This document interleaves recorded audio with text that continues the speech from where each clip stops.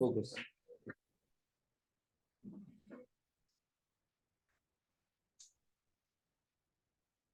Exercise है आपके पास 4.2। इसमें हम लोगों ने 2 नंबर्स वाला कर लिया था, कंजिक्यूटिव वाला कर लिया था। अच्छा, वैसे पीजीटी में, मतलब राइट एंगल ट्राइंगल में, आपकी जो इक्वेशन बने वो किसके अंडर बनती है? पीजीटी के अंडर। कि हाइपोटेन्यूज का स्क्वायर इक्वल होता है बेस के स्क्वायर के प्लस परपेंडिकुलर के स्क्वायर के। सही है। इसी पे बेस्ड है आपका क्वेश्चन नंबर 5। क्वेश्चन में लिखा हुआ है कि altitude of a right triangle is 7 centimetre less than it's base. मैं किताब खोल के रखिए आप सब। एनसीईआरटी किताब खोल लीजिए, थोड़ा सा सिंटैक्स पढ़ेंगे तो आपको समझ में आएगा। किताब मत दिखाओ, एग्जैक्ट पेज नंबर बताइए। 44 है एग्जैक्ट। तो क्वेश्चन लिखा हुआ है altitude of a right triangle is 7 centimetre less than it's base. क्या मतलब है इसका? ऑल्टीट्यूड जो है वो बेस से 7 सेंटीमीटर कम है। तो ऑल्टीट्यूड किस पे डिपेंड कर रहा है? बेस पर।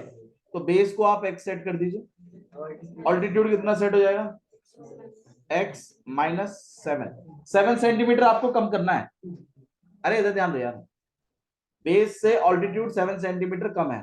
तो बेस अगर x है तो ऑल्टीट्यूड कितना हो जाएगा? x minus 7। और बोला है जो हाइपोटेन्यूज है वो 13 है।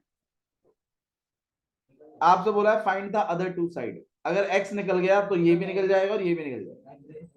अब x निकालने के लिए इन तीनों को इक्वेशन में लगाना पड़ेगा, और इन तीनों की इक्वेशन को पीजीटी बना सकती है। तो भाई AC का स्क्वायर मतलब 13 का स्क्वायर, BC मतलब, और AB मतलब। लेट वेट करके आप लिख देना, let the base x, let the आपका ऑल्टीट्यूड हो जाएगा x माइनस 7, हाइपोटेन्यूज 13, फिर पीजीटी लिख दीजिएगा, वैल्यू लगा देंगे और सॉल्व करेंगे। 13 का स्क्वायर,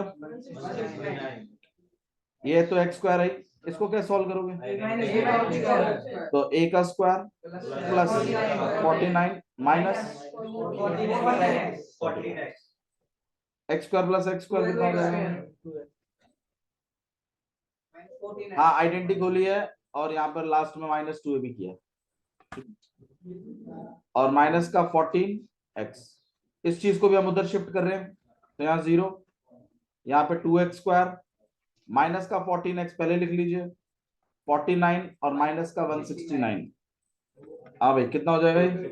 तो यहाँ पे 2x स्क्वायर माइनस का 14x माइनस का 120।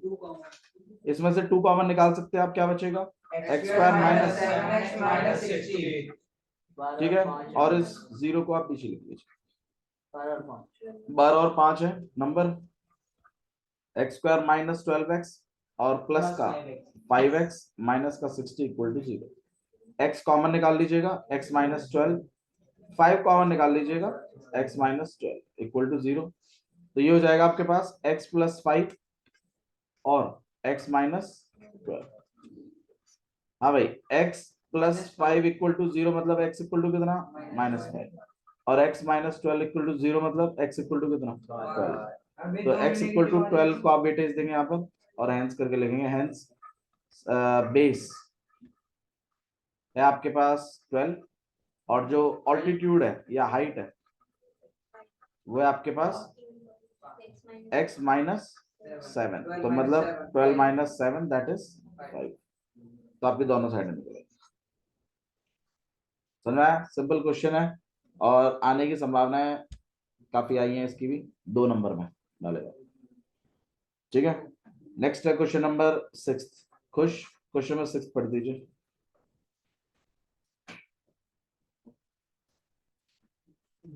A cottage industry produced a certain number of poetry articles in a day. It was observed on a particular day. तो एक कॉटेज इंडस्ट्री है, इसमें कुछ आर्टिकल्स, कुछ चीजें प्रिपेयर हो रही हैं, ठीक है, कुछ पॉटरी आर्टिकल्स हैं। Next, It was observed on a particular day that the cost of अचानक एक दिन एक ऑब्जर्वेशन होता है, कि cost of production of one article, एक आर्टिकल की कीमत was 3 more than twice the number of articles produced on that day. जितने उस दिन आर्टिकल प्रोड्यूस हुए हैं उसके दुगने से 3 ज्यादा है। 3 more than twice the number of article produced on that day। मतलब एक आर्टिकल की कीमत जितने उस दिन आर्टिकल प्रोड्यूस हुए हैं उसका दुगने से 3 ज्यादा। देखो मतलब ऐसा कुछ कि भाई मान लीजिए कंपनी है और उसने मान लो 50 बोतलें निकाली हैं एक दिन में, तो 50 इंटू में दुगना 100 और प्लस 3 तो 103 की एक बॉटल है, कुछ ऐसा हुआ। ऐसे अचानक उन्होंने एक दिन ऐसी नोटिस कर लिया इसका। तो आप क्या करेंगे, मतलब आपकी कॉस्ट कहीं ना कहीं उस दिन के नंबर ऑफ आर्टिकल्स पर डिपेंड है, कितने प्रोड्यूस हो रहे हैं। क्वेश्चन में भी आप उसी की बात कर रहे हैं और पूछा भी क्या है आपसे कि कितने आर्टिकल प्रोड्यूस हुए हैं और एक आर्टिकल की कीमत बताइए। तो इसका मतलब आप कितने आर्टिकल प्रोड्यूस करें, let the number of articles, let the number of articles equal to में कितना x। अच्छा जी, कॉस्ट ऑफ वन आर्टिकल नहीं बोला ना, दुगने से 3 ज्यादा, तो दुगने से 3 ज्यादा। अच्छा, और टोटल उस दिन 90 रुपए का प्रोडक्शन हुआ है टोटल। अब मुझे एक बात बताओ, अगर एक पेन अगर 5 रुपए का है और ऐसे 15 पेन खरीदे हैं तो टोटल कितने रुपए लग गए? कैसे निकाला आपने? भाई जितने नंबर ऑफ पेन थे उतने को वन के पेन से क्या, वन की क्वांटिटी से क्या करवा दिया आपने, मल्टीप्लाई रेट से। तो इसका मतलब कितने आर्टिकल प्रोड्यूस हुए हैं, x, और एक आर्टिकल कितने का है? अगर मैं इन दोनों को मल्टीप्लाई कराऊं तो टोटल प्रोडक्शन आएगा ना। तो according to question x multiplied by 2x plus 3 equal to में कितना 9। अब आपको पास इक्वेशन है, बस आपको इसको सॉल्व करना है। मल्टीप्लाई करेंगे तो कितना हो जाएगा,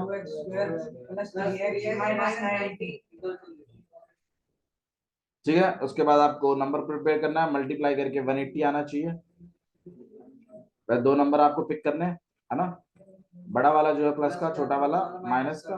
मल्टीप्लाई करके 180 आना चाहिए और माइनस करके 3 आना चाहिए। 3 का आना चाहिए माइनस करके। सोचो नंबर ज्यादा दूर है कि नजदीक है? नजदीक है। अब 180 का आप प्राइम फैक्टराइजेशन करिए। 2 से करेंगे 90, 2 से करोगे 45, 5 से करोगे 9, और 9 तो आप जानते हो 3 3 करके लिखते हैं। तो 2 इंटू 2 इंटू 3 इंटू 3 इंटू 5। ध्यान रखिएगा 3 का फर्क रखना। 5 3 जा 15 बना लेते हैं एक, तो बाकी देखते हैं। 3 2 जा 6 2 जा 3 का फर्क, सही। तो आपके पास आएगा यहाँ पे 2x square plus 15x minus 12 x minus 90 equal to, इन दोनों में कॉमन x है तो 2x प्लस 15। इन दोनों में जानबूझ के अब 2x लाना है, सोचो तो माइनस 12 में से क्या कॉमन निकालो, माइनस का 6, अंदर कितना रह गया? तो आपके पास x माइनस 6 हो गया, एक हो गया आपके पास 2x प्लस 15। हाँ भाई, तो x की वैल्यू कितनी हो गई 6, और यहाँ x की वैल्यू कितनी होगी माइनस 15 अपॉन में 2, तो x इक्वल टू 6 बिल्कुल सही है। तो आप लिखोगे hence number of articles, number of articles जितने प्रोड्यूस हुए हैं उस दिन, कितने प्रोड्यूस हुए खाली 6, और cost of one article, cost of one article equal to में दुगने से 3, तो यहाँ पे 12 प्लस 3 और कितना आ जाएगा, और 15 इंटू 6 90, टोटल प्रोडक्शन भी कितने का 90 का, बिल्कुल सही है। समझ में आया? एक्सरसाइज 4.2 आपकी इसी के साथ खत्म होती है। 4.3 पे आ जाते हैं।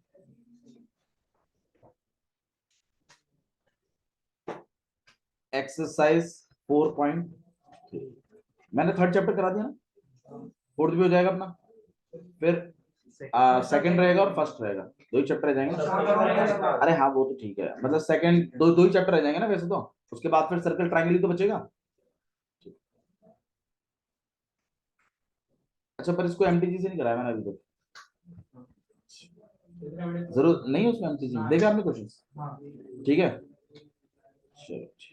है तो अगर ऐसे नॉर्मल है तो अपस्ट्रीम डाउनस्ट्रीम के हैं इसमें दिए हैं उन्होंने अपस्ट्रीम डाउनस्ट्रीम ठीक है करवाएंगे उनको करवाएंगे एक्सरसाइज 4.3 देख लेंगे एमटीजी में अगर कुछ अच्छे क्वेश्चन होंगे तो उनको डिस्कस जरूर करेंगे हाँ कोई बात नहीं उनके गिने चुनाव को ही करेंगे क्योंकि उसमें से एक ना एक क्वेश्चन जरूर आएगा देखिए question find the nature of the root of the following quadratic equation if the real root exist find them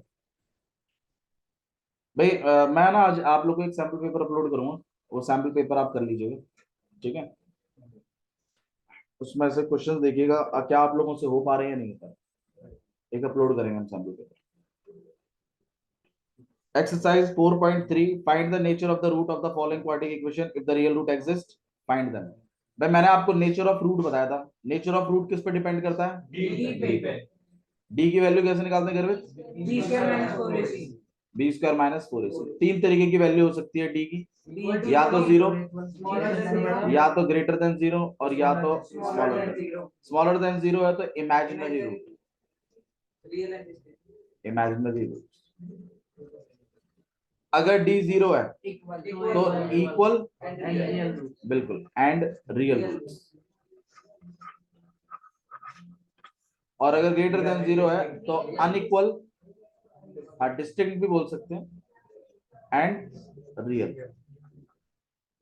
unequal की जगह डिस्टिंक्ट वर्ड भी यूज कर सकते हैं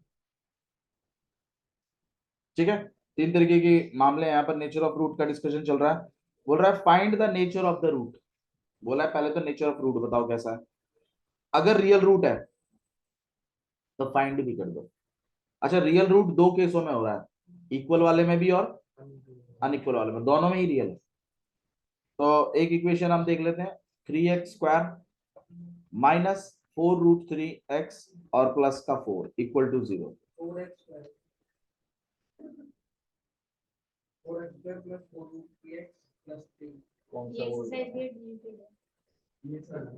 बाबू 4.3 पहला क्वेश्चन करा रहा हूँ नई वाली में है पुरानी वाली नई वाली में 4.4 पे जाइए आप लोग में 4.4 में होगा मामला अरे 4.3 कट चुकी है यार ये नई बुक में क्वेश्चन ही नहीं है आंसर लिखा है सही है बाबू देखो जो नई वाली बुक है उसकी पीडीएफ में दे दूंगा आपको आप उसमें देख देख के अपने में कटिंग वटिंग जो भी है कर लीजिए 3x square minus 4√3x plus का 4 इक्वल टू में 0 नेचर ऑफ द रूट बताना है उसके लिए डी कैलकुलेट करना पड़ेगा बी की वैल्यू कितनी है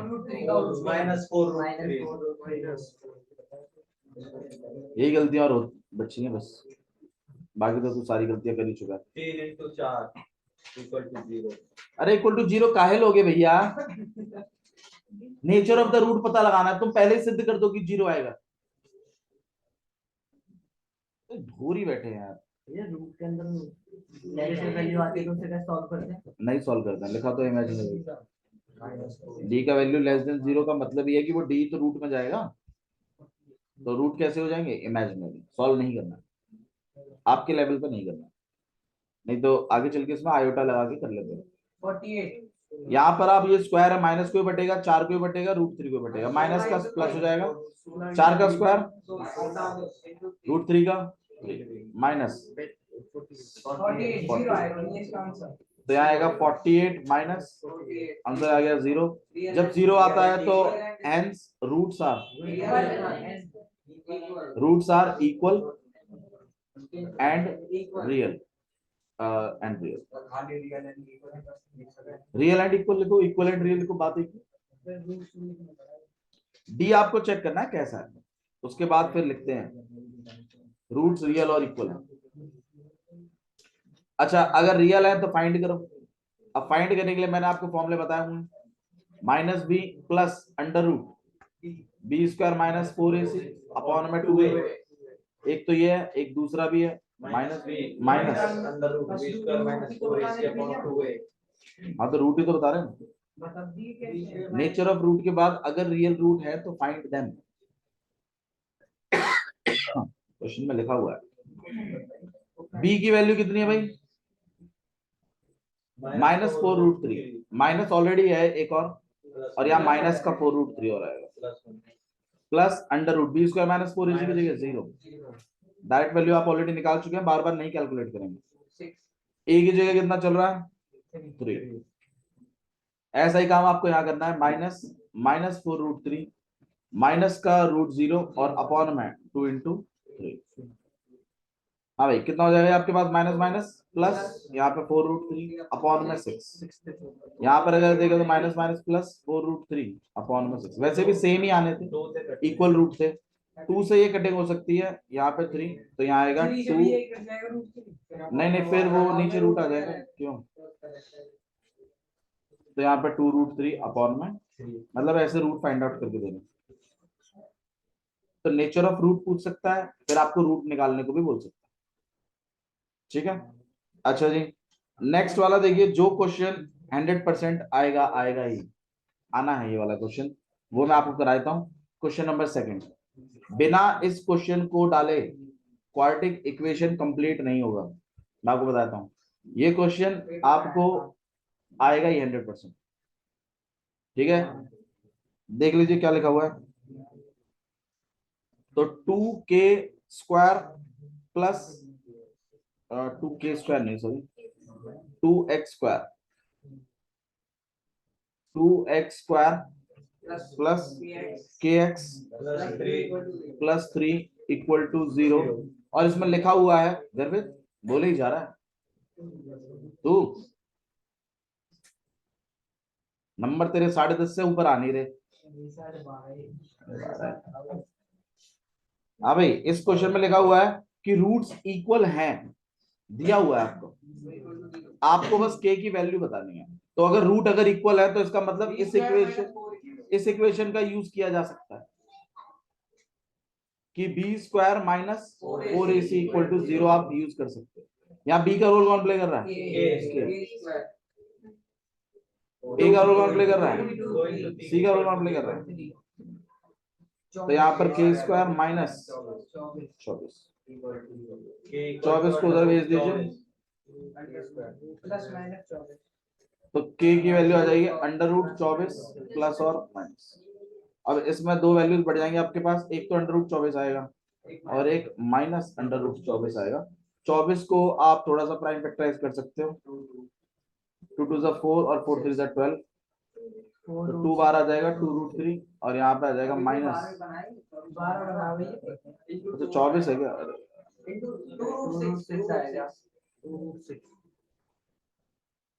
तो यहाँ पे हो जाएगा आपके पास 2√, ठीक है। 24 का प्राइम फैक्टराइजेशन कर दिया, पेयरिंग बना दी, बाहर निकाल दिया। t0 रहे तो सेम आवे हमें तो अलग लगा दी प्लस और x की वैल्यू।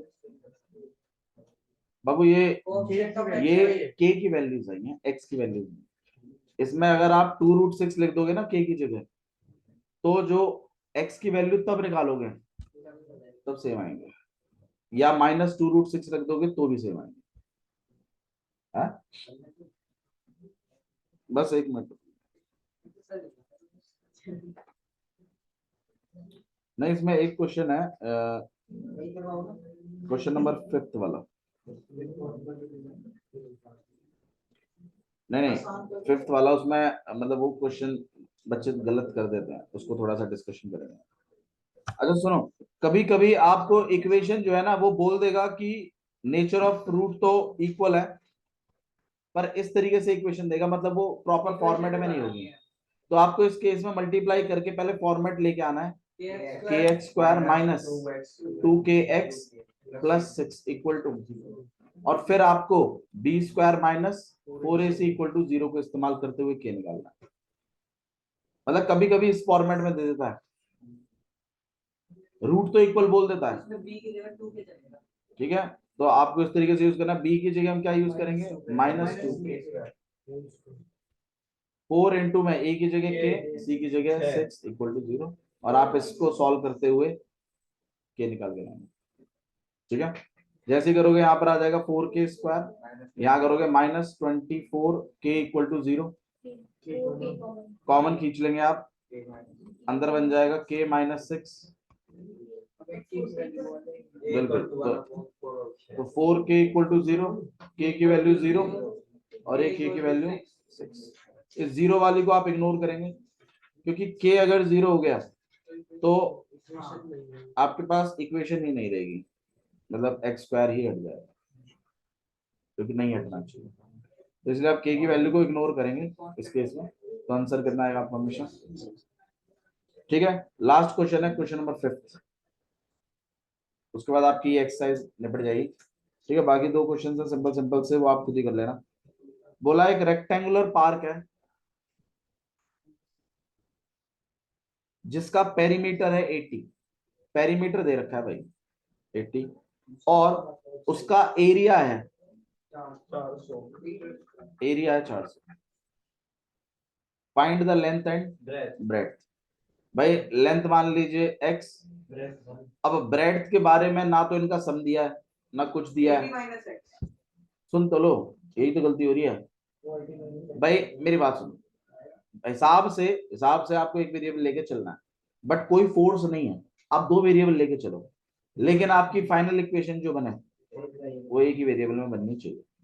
अब इस केस में लेंथ ब्रेड्थ के बीच में कोई रिलेशनशिप नहीं दिया है कि भाई लेंथ ब्रेड्थ से इतनी ज्यादा है, तो मैं अगर एक को x सेट करूं तो दूसरा सेट हो नहीं पाएगा। तो आप एक को x मानिए, एक को क्या मानिए y, और 2 इक्वेशन बनेगी, एक तो पेरीमीटर की बनेगी और एक किसकी बनेगी। बनाइए इक्वेशन, कोई दिक्कत नहीं है। पेरीमीटर इक्वल टू में कितना 80, पेरीमीटर की जगह क्या लिख सकते हो आप, 2 ब्रैकेट के अंदर x plus y equal to में। दूसरी इक्वेशन बताइए, चिंता मत करिए, आप एक वेरिएबल को दूसरे में कन्वर्ट करिए सब्स्टिट्यूशन मेथड से, और दूसरे में प्लेस करेंगे तो आप पाएंगे कि क्वाड्रेटिक ही बन रही है। मतलब मैं सिर्फ ये कहना चाहता हूं कि एक वेरिएबल की प्रैक्टिस करते करते अगर कहीं आपको ऐसा लगता है कि नहीं यार 2 वेरिएबल लेके मैं अच्छे से कर पाऊंगा इसको, तो 2 वेरिएबल लेके कर दीजिए, कोई दिक्कत नहीं, आप चिंता मत करो, लास्ट में बनेगी क्वाड्रेटिक ही, एक ही वेरिएबल। बस सॉल्व करना सीख लीजिए। कैसे करते हैं, 2 से कट जाएगा आपके पास कितना, तो x plus y equal to में कितना आ गया। अब क्या करूं, x की जगह में क्या लिख दूं, और इस बात को उठाकर इसमें डाल दूं, तो x की जगह आपने क्या लिख दिया 40 माइनस वाई, और यहाँ पर y और इक्वल टू में। अब अगर मैं इस y को अंदर मल्टीप्लाई कर दूं तो क्वाड्रेटिक इक्वेशन बनेगी या नहीं बनेगी, बिल्कुल बनेगी। तो मैं वही कहने की कोशिश कर रहा हूं, 2 वेरिएबल चलाना कोई गुस्ताखी नहीं है, सही है, चल जाएगा, गलत नहीं है वो, लेकिन चिंता मत करिए, आपको सब्स्टिट्यूशन मेथड का यूज करना है फिर उसमें, इस बात को ध्यान रखिएगा। ठीक है, और अपने आप गौर करेंगे कि एक क्वाड्रेटिक इक्वेशन बनती हुई आएगी, 40y minus y square equal to में कितना हो गया 400, सब कुछ एक तरफ, Y square minus 40y plus 400, इसको अच्छे से लिख देते हैं, y square minus 40y plus 400 equal to, और इससे आप बना लेंगे। ठीक है, तो यहाँ पर y square minus 20y minus plus 400 equal to, यहाँ पे y आपने कॉमन निकाल लिया y माइनस 20, और यहाँ पे माइनस 20 बार निकाल लिया y माइनस 20, तो y माइनस 20 और y माइनस 20, तो मेरे ख्याल सेम ही आ रहे हैं। तो y इक्वल टू कितना हो गया 20, y 20 हो गया तो x भी निकाल लीजिए, 40 माइनस y था, तो 40 माइनस 20 दैट इज अगेन, तो x भी 20 है और y भी 20 है, कोई बात नहीं, मतलब वो लेंथ ब्रेड्थ निकालने थी निकाल दी, समझ में आया। तो ये आपके पास स्टोरी क्वेश्चन है, तो ठीक है, इसमें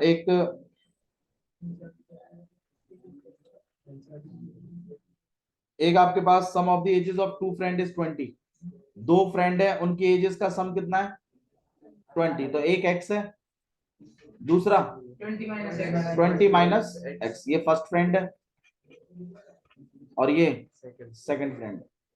अब उनकी 4 साल पहले एगो, तो इक्वेशन में जा रहे हैं x माइनस 4 और 20 माइनस x माइनस 4, तो ये अब क्या हो रहा है इनका प्रोडक्ट, तो इनका मल्टीप्लाई कर दीजिए, कितने के बराबर है 48 के, थोड़ा सा सॉल्व कर लीजिए, x माइनस 4 हो जाएगा, और यहाँ पर 16 माइनस एक्स इक्वल टू में, इसको आपको मैंने सॉल्व करना सिखाया है, पहले किससे करेंगे हम x से, फिर किससे कर देंगे -4 से, इक्वेशन बन जाएगी, x निकल जाएगा, x निकलते ही फर्स्ट उसकी भी एज आ जाएगी और सेकंड की भी। मान लीजिए कोई बच्चा ऐसे ना करे, बोला नहीं यार मेरे को तो समझ में नहीं आता, मैं तो भैया ने जैसे मैं तो अलग तरीके से करूंगा, फर्स्ट बच्चे की एज मानूंगा x, सेकंड वाले की मानूंगा y और इक्वेशन बनाऊंगा पहले x कि प्लस जी x प्लस y कितना 20, ठीक है बना ले। दूसरी इक्वेशन भी बनाऊंगा कि दोनों का प्रोडक्ट कितना 4 साल पहले, सॉरी कितना 4 साल पहले, तो x minus y, x minus 4 और y माइनस 4 इक्वल टू में कितना 48। हाँ बना लीजिए, कोई दिक्कत नहीं है भैया। सॉल्व कैसे करेंगे? सॉल्व ऐसे करेंगे, आप x को अकेला कर दीजिएगा, क्या लिख दीजिएगा 20 माइनस वाई, और इस चीज को उठाकर इस x में प्लेस कर दीजिएगा, कितना हो जाएगा यहाँ पे 20 माइनस वाई माइनस 4 और y माइनस 4 इक्वल टू 48। यहाँ पे वही बात बनेगी 16 माइनस वाई और y minus equal to, solve कर दीजिएगा, y निकल जाएगा, y निकलते ही क्या निकल जाएगा। तो दो वेरिएबल लेके करें चाहे एक वेरिएबल लेके करें, क्वाड्रेटिक की फाइनल इक्वेशन एक ही वेरिएबल में बनेगी। सब्स्टिट्यूशन मेथड का यूज करना है, दो वेरिएबल लेके करना गलत नहीं है, कोई नहीं नंबर काटेगा आपके। इन केस अगर आपको टफ लगता है तो दो वेरिएबल लेके कर दीजिए, बट सही से करिएगा सब्स्टिट्यूशन मेथड का यूज। समझ में आ रही बात? ठीक है, चलिए इतने थे क्वेश्चंस, ठीक है, दैट्स ऑल।